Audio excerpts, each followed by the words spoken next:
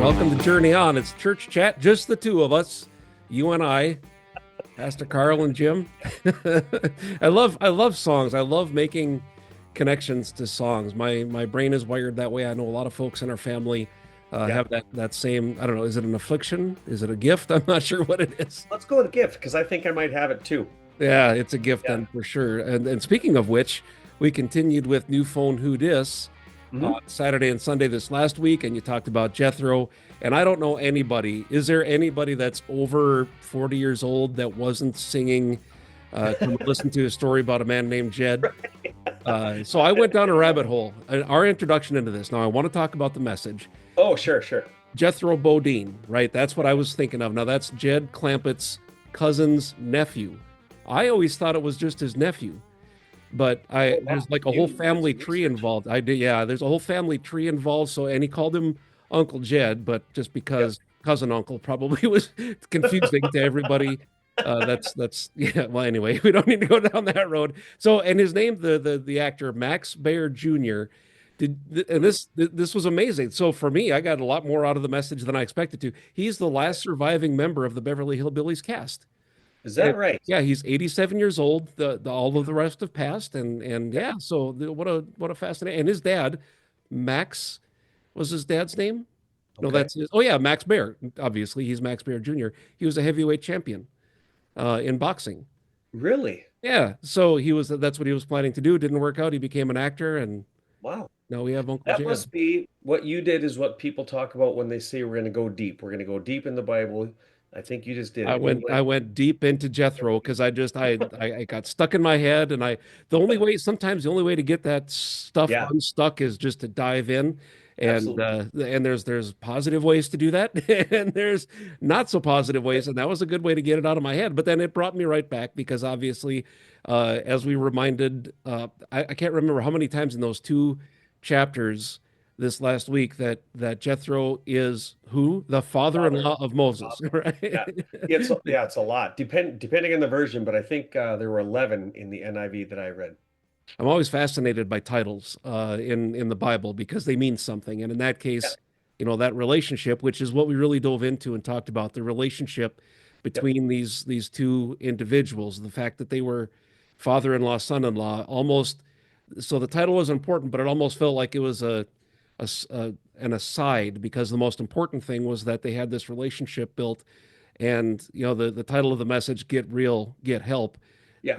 For them to be able to help each other in the way that they did, I mean, it was pretty amazing stuff. And especially in the Old Testament, I was fascinated thinking about the fact that this is happening. It's a redemptive story, and we don't get a lot of those in the Old Testament, right? It's all over the place in the New Testament. But for Jethro to come to the one true God, and then to be able to step in, and it was funny as you were talking about Moses sitting in front of all these people and having to judge. And we hadn't talked about that part of the message yet, but in my mind, I kept thinking, you need to delegate. That's business 101. You're going to drive yourself crazy. Right. Business 101. Yeah. Yeah. As you continued the message, I thought, oh, okay, well, maybe that's where business got it from, was the Old Testament. They figured it out and passed it on to the rest of us. So, yeah. So thank God for the message, and get real and get help. We have a men's group in Bismarck I'm blessed to be part of. And the word that came to mind when we talked about that was vulnerable. Because to get real for me, it can be a scary thing, right? To get real and to get vulnerable and to build that trust, we all have to do that. And we have to agree as a family that that's the level of trust that we want to build. So the vulnerable is really what came to mind as I heard the messages last weekend. That's fantastic. And you know what's really, really interesting about vulnerability, and you bringing that up, is if you are looking to an accountability partner or a parent or a mentor or even counselors or therapists, there is an immense amount of vulnerability, and it takes an immense amount of courage and getting real to share what the actual issue is. Because how many people do you think, and I don't have a statistic, you can make one up and I believe you, how many people out of pride or fear of being rejected or judged aren't honest Hmm. And then they never really get help because think about going to, a doctor. If you're embarrassed to tell him that your foot hurts and you have him working on your neck and your arms, Hmm. he'd never look at your foot and Right. you'd leave there in the same shape or maybe worse, So So yeah, pride yeah, is the opposite of vulnerability, and pride is it's an easy trap to fall into. And those are the for me that I keep those in my brain. That's when I talk about I've got to vomit things out of my brain. I yeah, need to get the poison out. It's the pride, right? It's the things that I want sure. to keep secret so that I can stay in whatever condition I happen to be in because frankly it's comfortable, right? Yeah, We're comfortable in our sin and our avoidance, whatever the case may be. So some yeah, really good things. Now, you mentioned emotional help, and I know as our pastor, you're available to help I uh, am. people. It's a passion of mine that I think professional help is really important, and you have training to help people through relational and religious items. I know that there are in Bismarck for sure, and I'm certain there would be in Fargo, just based on the fact that the city exists. But there are Christian therapists, right? Yeah, Counselors yeah, absolutely. that are based in Christianity. And I wanted it's a passion of mine that Sure. I feel that emotional help that we get over the stigma and we get over the pride. And when you talk about the vulnerability, one of the things that I've learned and kind of the mindset I go into selecting a counselor and then sitting down with a counselor, whether it's you or someone that does that as their day job, Sure. is okay. Now this is your job. Suddenly you're my best friend, and I get to start at that level. Like I don't have to build that up because you already have the tools. I Yep. can dump this thing knowing that you're not going to try to carry it with. You're not necessarily going to fix my issue, but you're going to help me along the path with the language and maybe some experience that you can add in. And I Mhm. just since we're talking about this, and I hope that uh, maybe it'll have an impact on somebody out there when we have those struggles. When we talk about get real, get help. There's a lot of ways, in our spirituality, in our emotional health, in our mind health, Yeah, as well as our going to the doctor yeah. and taking care of our physical health. So thank you for letting me step on that soapbox. Oh, absolutely. I wanna Yeah. join you up there. Make room. Yeah. So often, and I feel like we guys Mm. pointed out a lot more that, oh, we're stubborn and don't want to go to the doctor. Right. Um, and I think emotional health gets kind of a bad rap. Mhm. It's even harder for us to admit that we need to go to somebody. And I do have, first of all, Excuse I me. am a listener, and Mm. I am not at the level of an actual counselor or therapist, but I can listen and I can Mm. recognize patterns and have some training that way. But my best asset is I have I was going to say a Rolodex, but I have connections to Christian counselors Mm. that I trust Yeah. and have sent people to. And actually, there's a few of them that I jokingly say we have them on retainer because when somebody comes to me and I recognize a pattern, I know if it's a marital thing, send them here. If it's a Good. chemical thing, OCD thing, send them here. And so that's probably my best asset. But again, Mm. you're absolutely right. Coming into a situation as a pastor, as Christians, we shouldn't be judging anyway, but it's a little easier when you know that's what they're supposed to be like that. So you don't have to build that whole relationship, of a Mhm. trusting Right. an accountability partner. And saying that, I'm sure there are bad pastors and bad Right. Right. therapists and bad counselors. But yeah, we just don't want people to give up because, Yeah. again, if your foot hurts and you go to a doctor and he says, we're going to put you in a neck brace, just try another doctor, and keep And be trying one honest. Yeah. Yeah. Be till they honest bring with out the, yourself and with the doctor. Yeah. yeah, it's important. It's important. And Satan is so good Mm. at messing with our heads and we're so good at letting him. I think it's a Mhm. two-way street. So yeah, thank you for spearheading that. That's Yeah. absolutely true. That's Well, absolutely good. true. We need to take a stand on that. And geographically speaking, your Rolodex, I would suspect, is pretty full in Fargo, right? Do Yeah, you have resources in Bismarck? Because I have I some. am I am actually I'm glad you asked that Yeah. because I am currently looking to kind of Good. beef up my connection in Bismarck because that's we're family out there too. So I want to be able, to give somebody a name where they don't have to drive for 3 hours. So Yeah, and yeah, I'm aware of a couple, and I'm sure others out there that are watching this. If you have some ideas, sure. just knowing that, like you said, you're not the one that has to hold all of the knowledge, but knowing where to send Right. individuals, I think that's a fantastic service that you provide as well. Uh, so good. All right. Yeah. And scene. Let's move All on right. to what's coming up. So that's get help, get real, get help. That really covers it. And Hmm. coming up this next week, we're continuing. I'm going to giggle every time. New phone, who dis? It comes up on the screen at church. I giggle. Oh, wait. Before we do that, Oh yeah. Okay. we had one thing to talk about at the You end you, of you warned last me. Yep. message. Yeah. And I don't know if this happened in Fargo. I didn't watch the recording, but it happened in Bismarck. And I know, so the disclaimer before we get into this conversation, you're a human giving a message that's been given to you, and you're also human in the moment trying to come up with Yeah. some things to say sometimes. And I know that's what Sure. happened in this case. But you were talking about being kind of Midwestern friendly, right?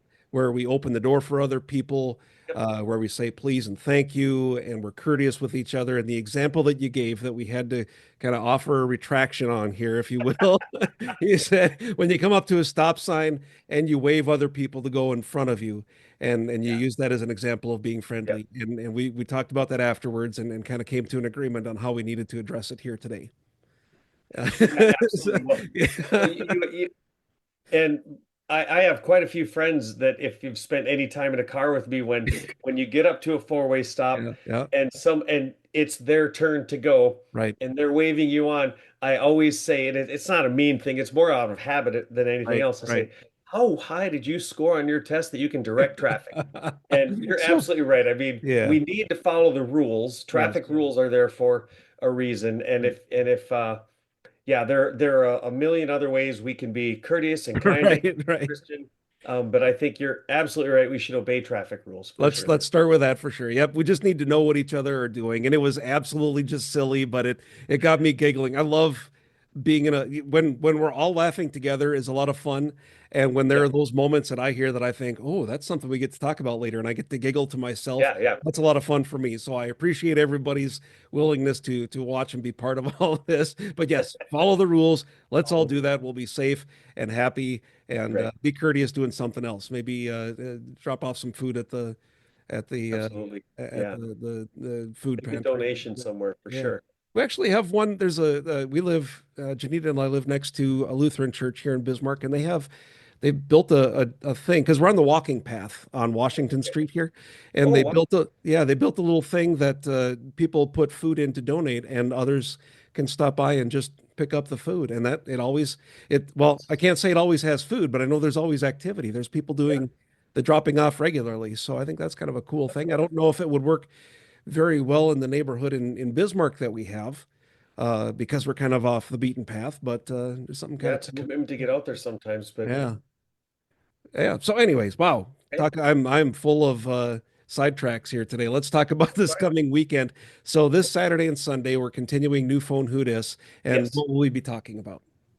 This week we are going to be in Acts 8, Mm, and we will be talking about, and it depends on what translation you're reading. His name is Simon, hmm and you get Simon the sorcerer, Simon the magician, Simon Magus, mm. all of those. Simon, there was one Simon the deity, Oh but boy. we'll find out that that's not true. Right. Uh, and basically, Simon was